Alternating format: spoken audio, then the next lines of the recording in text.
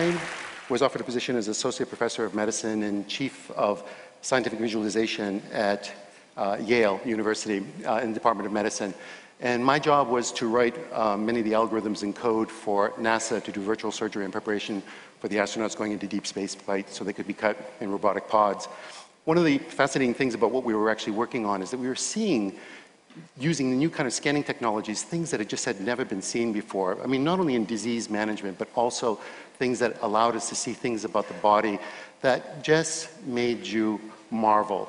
I remember one of the first times we were looking at collagen, and your entire body, everything, your hair, skin, bone, nails, everything is made of collagen. And it's a kind of a rope-like structure that twirls and swirls like this. And the only place that collagen changes its structure is in the cornea of your eye. In your eye, it becomes a grid formation, and therefore it becomes transparent as opposed to opaque. So perfectly organized a structure, it was hard not to attribute divinity to it, because we kept on seeing this over and over and over again in different parts of the body. One of the opportunities I had was one person was working on a really interesting kind of micromagnetic resonance imaging machine with the NIH, and what we were going to do is scan a new project on the development of the fetus from conception to birth using these kinds of new technologies. So I wrote the algorithms and code, and he built the hardware. Paul Lauterborough then went on to win the Nobel Prize for inventing the MRI. I get the data. And I'm going to show you a sample of that piece from conception to birth.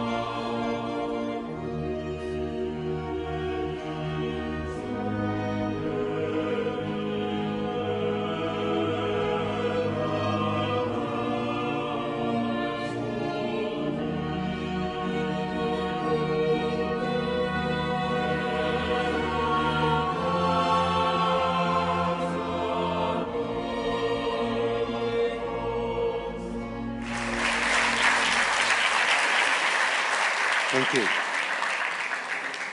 But as you can see, when you actually start working on this data, it's pretty spectacular. And as we kept on scanning more and more, working on this project, looking at these two simple cells that had this kind of unbelievable machinery that will become the magic of you.